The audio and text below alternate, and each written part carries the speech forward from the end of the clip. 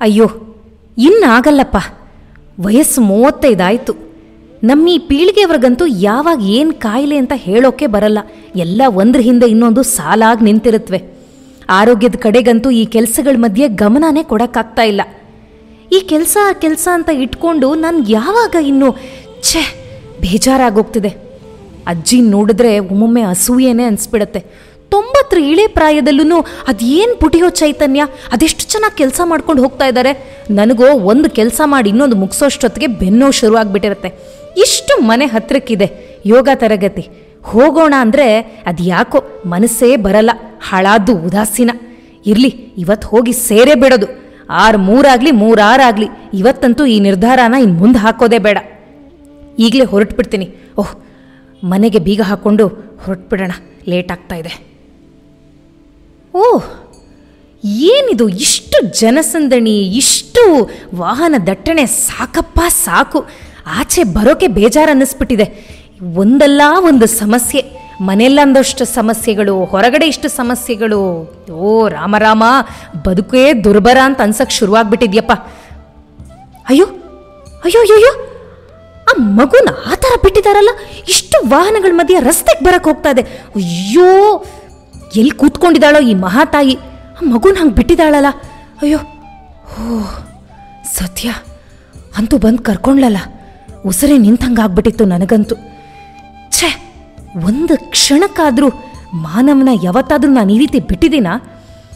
ತೊಟ್ಲಲ್ಲೇ miss ಕಾಡಿದ್ರೂ ಕೂಡ ಎಲ್ಲಿ ಏನಾದರೂ ತಾಗ್ಬಿಡುತ್ತೇನೋ ಅಂತ ಗಮನಿಸ್ಕೊತಿದ್ದೆ. ಅಯ್ಯೋ, ನಮ್ಮದು ಬಿಡಿ, ಎಂಥ ಪೇರೆಂಟಿಂಗು. ಚೆನ್ನಾಗಿ ಮಕ್ಕಳನ್ನ ನೋಡ್ಕೋಬೇಕಪ್ಪ. ಮಕ್ಕಳನ್ನ ನೋಡ್ಕೊಳಕ್ಕಾಗ್ದಿದ್ಮೇಲೆ ಏನಕ್ಕೆ ಬೇಕು ಮಕ್ಕಳು ಅಂತ ಸಾಯೋದು.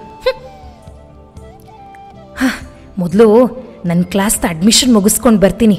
ಮಧ್ಯದಲ್ಲಿ ಈ ವಿಷಯಗಳು ಯಾಕೆ ನನ್ನ ತಲೆಗೆ? ರಸ್ತೆಯಲ್ಲಿ 100 ನಡೀತಾ ಇರುತ್ತೆ. ಅಂತೂ ಮುಗೀತಪ್ಪ. ನಾಳೆಯಿಂದ ಯೋಗಾಗೆ ಹೋಗೋದು. ಮೈ ಮನಸ್ಸುಗಳೆಲ್ಲ ಪ್ರಫುಲ್ಲವಾಗಿರುತ್ತೆ. ಈ ಹೆಂಗಸು ಮಗುನಿಟ್ಕೊಂಡು ಇನ್ನೂ ಇಲ್ಲೇ ಕೂತಿದ್ದಾಳೆ.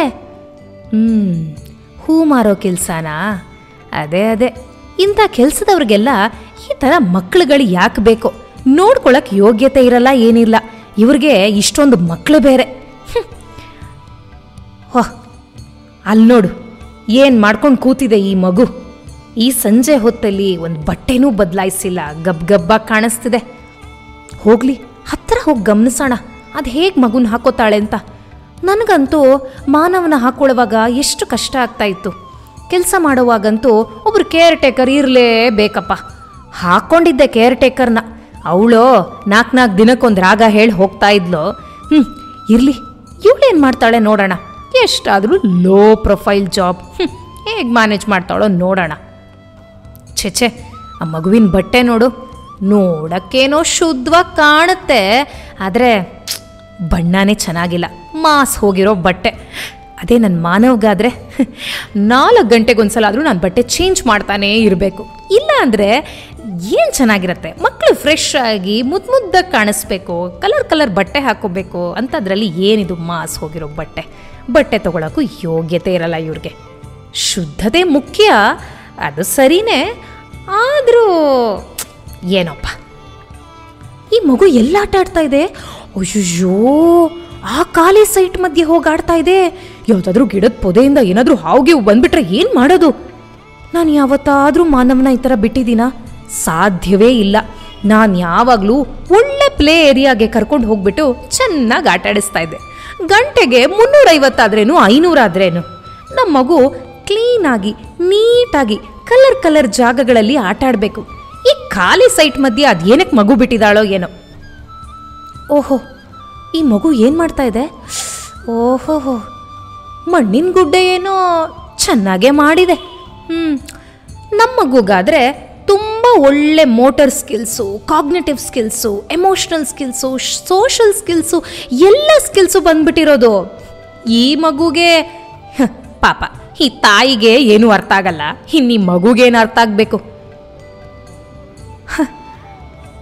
ಆದರೆ ಈ ಮಗು ಆ ಮಣ್ಣಿನ ಗುಡ್ಡೆ ಕಟ್ಟುವಾಗ ಎಷ್ಟು ಚೆನ್ನಾಗಿ ಕಟ್ಟಿದೆ. ಕೈ ಚೆನ್ನಾಗಿ ಅಭ್ಯಾಸ ಆಗಿದೆ ಮಣ್ಣು ಮುಟ್ಟಿ. ಮೋಟಾರ್ ಸ್ಕಿಲ್ಸು ಇದಕ್ಕೆ ಅಂತಾರೇನೋ. ಓಹ್, ಎಷ್ಟೊಂದು ಮಕ್ಕಳನ್ನ ಜೊತೆಗೆ ಸೇರಿಸ್ಕೊಂಡು ಆಡ್ತಿದೆ. ಅದಿನ್ನೇನು ಮಾಡೋದು, ಎಲ್ಲ ತಾಯಂದ್ರು ಇಲ್ಲಿ ಬಿಟ್ಟು ಹೋದರೆ ಸೋಷಲ್ ಸ್ಕಿಲ್ಸು ತಂತಾನಾಗೆ ಬಂದಿರುತ್ತೆ. ಓ, ಅಮ್ಮ ಕೆಲಸದಲ್ಲಿದ್ದಾಳೆ ಅಂತ ಹತ್ರಕ್ಕೆ ಹೋಗ್ತಾನೂ ಇಲ್ಲ. ತಡ್ಕೊಳ್ಳೋ ತಾಳ್ಮೆ ಒಂಥರ ಹೇಳ್ಕೊಡ್ದೇನೆ ಬರೋಂಥದ್ದಿದು. ಇನ್ನು ಆ ಗೋಪುರನ ಅದೆಷ್ಟು ದೊಡ್ಡದಾಗಿ ಮಾಡಿದ್ಯೋ ಅಷ್ಟಕ್ಕೆ ಸರಿಯಾಗಿ ಅದಕ್ಕೊಂದು ಬಾಗ್ಲೆಲ್ಲ ಬೇರೆ ಮಾಡಿದೆ. ನೋಡ್ಕೊಂಡು ಕಾಗ್ನೇಟಿವ್ ಸ್ಕಿಲ್ಸು ಫ್ರೀಯಾಗಿ ಬಂದ್ಬಿಟ್ಟಿದೆ ಇದಕ್ಕೆ. ಓಹ್, ಅಯ್ಯೋ ಅಯ್ಯೋ ಅಯ್ಯೋ, ಅಲ್ಲೋಡು, ಹಸುವೆ ಅಂತ ತಿಂಡಿ ತಿನ್ನಕ್ಕೆ ಹೋಗ್ತಾ ಇದೆ, ಅಲ್ಲೇ ಯಾವುದೋ ಟ್ಯಾಪಲ್ಲಿ ಬರ್ತಿರೋ ನೀರಲ್ಲೇ ಕೈ ತೊಳಿಸ್ತಿದ್ದಾಳೆ.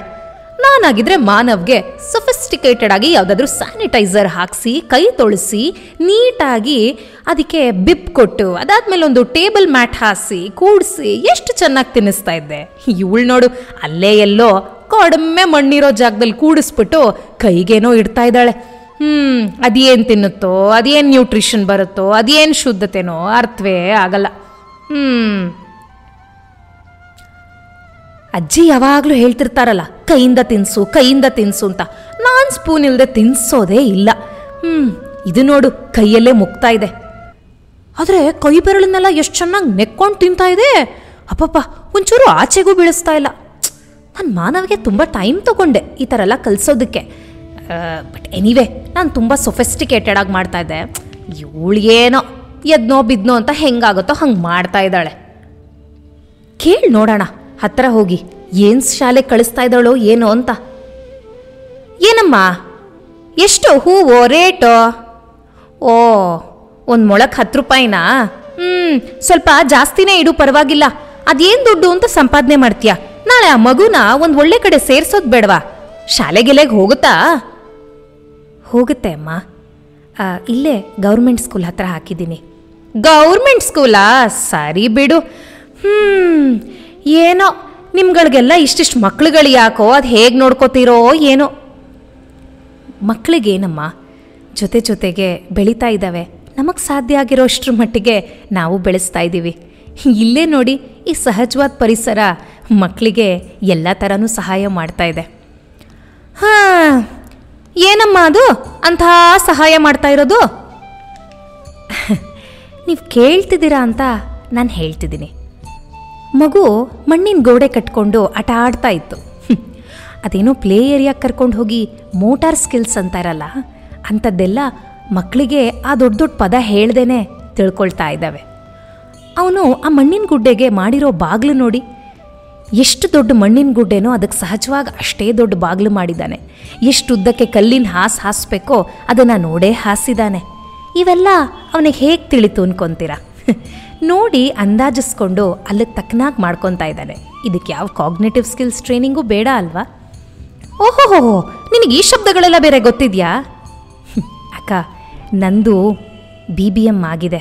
ಮನೇಲಿ ಏನೋ ಕೆಟ್ಟ ಪರಿಸ್ಥಿತಿ, ಇಲ್ಲಿ ಬಂದು ಈ ರೀತಿ ಹೂ ಮಾರಾಟ ಮಾಡ್ತಾ ಇದ್ದೀನಿ ಅಷ್ಟೆ. ಏನು ಮಾಡೋದು? ಓ, ಹಾಗೆ ಹಾಗೆ ಹಾಗೆ ಹಾಗೆ ನನ್ನ ಮಗು ಈ ಥರ ಎಲ್ಲ ಮಕ್ಕಳ ಜೊತೆ ಸೇರಿ ಆಡೋದ್ರಿಂದ ಎಮೋಷ್ನಲ್ ಸ್ಕಿಲ್ಸು, ಸೋಷಲ್ ಸ್ಕಿಲ್ಸ್ ಎಲ್ಲ ತಾನಾಗೆ ಬರ್ತಾ ಇದೆ.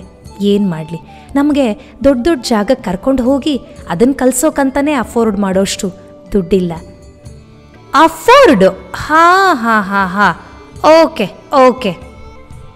ಇನ್ನೂ ನಮಗೆ ತಿಂಡಿ ತಿನಿಸನ್ನು ತುಂಬ ನೀಟಾಗಿ ಪ್ಯಾಕ್ ಮಾಡ್ಕೊಂಡು ಬರೋಷ್ಟು ಸಮಯನೇ ಇರಲ್ಲ. ಎಲ್ಲೂ ಕೆಲಸ ಸಿಕ್ಕಲಿಲ್ಲ ನೋಡಿ, ಎಲ್ಲಿ ಹೋದರೂ ರಾಜಕೀಯ. ಹಾಗಾಗಿ ಏನಾದ್ರಾಗಲಿ ಸ್ವಾಭಿಮಾನದಿಂದ ಬದುಕಬೇಕು ಅಂತ ಈ ರೀತಿ ಬಂದು ಇಲ್ಲಿ ಹೂ ಮಾರ್ತಾ ಇದ್ದೀನಿ. ಹಾಗಾಗಿ ಮನೇಲಿ ಏನು ಸ್ವಲ್ಪ ಹಾಕ್ಕೊಂಡಿರ್ತೀನೋ ಊಟ ತಿಂಡಿ ಅಂತ ಅದನ್ನೇ ಡಬ್ಬಿಗೆ ತಗೊಂಡು ಬರ್ತಿದ್ದೀನಿ. ಇಲ್ಲೇ ಇದೇ ಕೈಯಲ್ಲಿ ತೊಳ್ಕೊಳ್ತಾರೆ, ಆದರೆ ಅವರಾಗಿ ತಿಂತಾರೆ. ಅದೇನೋ ಇವಾಗಿನ ತಾಯಂದ್ರೆಲ್ಲ ತುಂಬ ಕಷ್ಟಪಡ್ತಾರಂತೆ. ಹಾಗೆ ತಿನ್ನಿಸ್ಬೇಕು, ಹೀಗೆ ತಿನ್ನಿಸ್ಬೇಕು, ಮಕ್ಕಳಿಗೇನೇನೋ ಮಾಡಬೇಕು ಅಂತ, ಇದೆಲ್ಲ ಮಾಡಬೇಕು ಅಂತ ಅನ್ಕೋತಿರ್ತೀನಿ. ಆದರೆ ಅದು ಯಾವುದೂ ಸಾಧ್ಯನೇ ಆಗ್ತಾಯಿಲ್ಲ. ಆ ಥರನಾ? ಹಾಂ, ಪರವಾಗಿಲ್ಲ, ನಿನ್ನ ಮಗು ಚೆನ್ನಾಗೇ ತಿಂತಾ ಇತ್ತು. ನಾನೇ ನೋಡಿದ್ನಲ್ಲ, ಏನು ಕೆಳಗೂ ಬೀಳಿಸ್ಕೊಳ್ಳಿಲ್ಲ ಬಿಡು. ಅದಕ್ಕೆ ನೋಡಿ ತಿಂದು ಅಭ್ಯಾಸ ಆಗೋಗಿದೆ. ಜಾಸ್ತಿ ಕೆಳಗೆ ಬೀಳಿಸ್ಕೊಂಡ್ರೆ ಇಲ್ಲೆಲ್ಲ ಬೀದಿ ನಾಯಿಗಳ ಕಾಟ ಬೇರೆ, ಯಾವುದಾದ್ರೂ ಹತ್ತಿರ ಬಂದುಬಿಡತ್ತೆ ಅಂತ ನೀಟಾಗಿ ತಿನ್ನೋತಾ ಇದ್ದಾವೆ. ಓಹ್, ಆ ಥರನಾ? ಪರವಾಗಿಲ್ಲ ಬಿಡು. ಮತ್ತೆ ಇನ್ನೇನು ಹೇಳಬೇಕು ಅನ್ನಿಸ್ತದೆ ನನಗೆ? ಇನ್ನೇನು ಹೇಳೋದು, ನೀವು ಕೇಳಿದ್ದಕ್ಕಷ್ಟಕ್ಕೆ ಉತ್ತರ ಕೊಟ್ಟೆ ಅಷ್ಟೇ. ಇನ್ನೇನು ನನಗೂ ಹೊರಡೋ ಸಮಯ ಆಯಿತು. ಮನೆ ಕಡೆ ಹೊರಟೆ ನಾನು. ಹೂ ಬೇಕಿತ್ತಾ? ನೀವೇನು ಹೇಳಲೇ ಇಲ್ಲ. ಹಾಂ, ನನಗೆ ಒಂದು 4 ಮೊಳನೇ ಹೂ ಕೊಡು. 4 ಮೊಳನಾ? ಸರಿ ಸರಿ, ಈಗಲೇ ಕೊಟ್ಟೆ. ಓಹ್, ಥ್ಯಾಂಕ್ಸ್. ಇದಿಟ್ಕೋ. ಅಯ್ಯೋ, ಇಷ್ಟೊಂದು ದುಡ್ಡು ಯಾಕೆ ಕೊಟ್ರಿ? ಇಷ್ಟೊಂದು ದುಡ್ಡೆಲ್ಲ ಬೇಡ ನನಗೆ. ಪರವಾಗಿಲ್ಲ, ಇಟ್ಕೋ, ನಿನಗೇನಕ್ಕಾದರೂ ಸಹಾಯ ಆಗತ್ತೆ. ಇಲ್ಲ ಇಲ್ಲ, ನನಗೆ 40 ರೂಪಾಯಿ ಅಷ್ಟೇ ಕೊಟ್ಟರೆ ಸಾಕು. ಇದೇನಿದು 500 ರೂಪಾಯಿ ನೋಟು? ಇದೆಲ್ಲ ಬೇಡ. ಇರಲಿ, ಮಗು ಪುಸ್ತಕಕ್ಕೋ ಇಲ್ಲ ಮಗುಗೇನಾದರೂ ತಿನ್ಸೋದಕ್ಕೆ ನಿನಗೆ ಹಣ ಬೇಕಾಗ್ತಾ ಇರುತ್ತೆ. ಪರವಾಗಿಲ್ಲ, ದೇವರು ನಮಗೆಲ್ಲೋ ಕೊಟ್ಟಿದ್ದಾನೆ. ಒಂಚೂರು ನೀನಿಟ್ಕೋ. ಹಾಗಂತೀರಾ? ತುಂಬ ಸಹಾಯ ಆಯಿತು ಅಕ್ಕ. ನಾನು ಈ ಹಣನ ಏನಕ್ಕಾದರೂ ಒಳ್ಳೆ ಕೆಲಸಕ್ಕೆ ಬಳಸ್ಕೋತೀನಿ. ತುಂಬ ಥ್ಯಾಂಕ್ಸ್ ಅಕ್ಕ, ತುಂಬ ಥ್ಯಾಂಕ್ಸ್. ಪರವಾಗಿಲ್ಲ, ಇಟ್ಕೋ. ಏನೋ ನಿನ್ನ ಜೊತೆ ಒಂಥರ ಮಾತಾಡಿ ಖುಷಿ ಆಯಿತು ನನಗೆ. ಇಲ್ಲೇ ಎದುರುಗಡೆ ಕಾಣಿಸ್ತದೆ ನೋಡು ಯೋಗ ಕ್ಲಾಸು, ಇಲ್ಲಿಗೆ ಬರ್ತಾ ಇದ್ದೀನಿ ನಾನು. ನಾಳೆಯಿಂದ ನನಗೆ ಶುರು. ಸ್ವಲ್ಪ ವ್ಯಾಯಾಮ ಆಗುತ್ತೆ ಅಂತ. ಅದು ಸಹಜ ಬಿಡಿ, ನಮಗೆ ಮನೇಲಿ ಕೆಲಸಗಳೇ ಆಗೋಗುತ್ತೆ. ತುಂಬ ವ್ಯಾಯಾಮ ಮಾಡೋಕ್ಕೆ ಅಂತ ಸಮಯನೂ ಸಿಗೋದಿಲ್ಲ. ನಿಮಗಾದರೆ ಮನೇಲಿ ಕೆಲ್ಸಕ್ಕೆ ಜನ ಇದ್ದಾರೇನೋ? ಹಾಂ ಹಾಂ ಹಾಂ, ಅಡುಗೆಗೊಬ್ಬರು ಜನ ಇದ್ದಾರೆ, ಮನೆಯಲ್ಲಿ ಬೇರೆ ಕೆಲಸ ನೋಡ್ಕೊಳ್ಳೋಕ್ಕೆಲ್ಲ ಜನ ಇದ್ದಾರೆ. ಅದಕ್ಕೆ ನನಗೆ ಸ್ವಲ್ಪ ಸಮಯ ಇದೆಯಲ್ಲ, ವ್ಯಾಯಾಮ ಮಾಡೋಣ ಅಂತ. ಇರಲಿ, ಯೋಗ ಆರೋಗ್ಯಕ್ಕೆ ಒಳ್ಳೆಯದು. ಅದಕ್ಕೋಸ್ಕರ ನಿನಗೂ ಯಾವತ್ತಾದರೂ ಸಮಯ ಆದರೆ ಸೇರ್ಕೋ, ಸರಿನಾ? ಬರ್ತೀನಿ. ನಮ್ಮ ಕಥಾನಾಯಕಿಗೆ ಅವಳು ಮುಂದೆ ಹೇಗೆ ತನ್ನ ಒಂದು ಡಿಗ್ನಿಟಿನ ಉಳಿಸ್ಕೊಳ್ಳಿ ಅಂತ ತೋಚದೆ ಏನೋ ಒಂದು ಮಾತಿಗೆ ಮಾತು ಬೆಳೆಸ್ತಾ ಕೊನೆಯಲ್ಲಿ ತನ್ನ ಮಾತು ಮುಗಿಸಿ ಅಲ್ಲಿಂದ ಹೊರಟ್ಲು. ಅವಳಿಗೆ ಏನು ಹೇಳಲಿ ಅಂತ ಗೊತ್ತಾಗಲಿಲ್ಲ. ಅಲ್ಪ ಸ್ವಲ್ಪನೇ ತಿಳ್ಕೊಂಡಿದ್ದಾಳೆ ಅಂತ ಅನ್ಕೊತಾ ಇದ್ದ ಆ ಹೂ ಮಾರೋಳು ಕೂಡ ದೊಡ್ಡ ದೊಡ್ಡ ಶಬ್ದಗಳನ್ನು ಹೇಳಿದ್ದು ಕೇಳಿ ಇವಳಿಗೆ ಎಲ್ಲೋ ಒಂದು ರೀತಿಯಲ್ಲಿ ಪೆಚ್ಚನಿಸ್ತು. ಇಲ್ಲ, ಖಂಡಿತ ತಪ್ಪಿಲ್ಲ. ವಿಷಯಗಳನ್ನು ತಿಳ್ಕೊಂಡು ಮಕ್ಕಳನ್ನ ಬೆಳೆಸೋವಾಗ ಗಮನ ಕೊಟ್ಕೊಂಡು ಹೋಗೋದಕ್ಕೆ ಇಂಥ ಎಲ್ಲ 100 ಏಡ್ಸ್ನ ಹೆಲ್ಪ್ ಬೇಕೇ ಬೇಕು. ಆದರೆ ಇವಳು ಅದು ಯಾವುದರ ಪರಿವೇನೂ ಇಲ್ಲದೆ ತನಗಾಗೋ ಮಟ್ಟಿಗೆ ತನ್ನ ಸಹಜ ಪರಿಸ್ಥಿತಿಯಲ್ಲೇ ಎಷ್ಟೊಂದು ತಿಳಿಸ್ಕೊಡ್ತಾ ಇದ್ದಾಳೆ. ಹಾಗೆ ಅವಳಿಗೆ ಅದ್ರ ಬಗ್ಗೆ ರಿಗ್ರೆಟ್ಸ್ ಕೂಡ ಇಲ್ಲ. ತನ್ನ ಪರಿಸ್ಥಿತಿಯಲ್ಲಿ ತನಗೆ ಏನು ಮಾಡೋಕ್ಕೆ ಸಾಧ್ಯ ಆಗ್ತಾ ಇದೆಯೋ ಅದನ್ನು ಯಾವುದೇ ಬೇಜಾರಿಲ್ಲದೆ ಮಾಡ್ತಾ ಇದ್ದಾಳೆ. ಖುಷಿಯಾಯಿತು ಕಥಾನಾಯಕಿಗೆ ಇವದನ್ನೆಲ್ಲ ನೋಡಿ.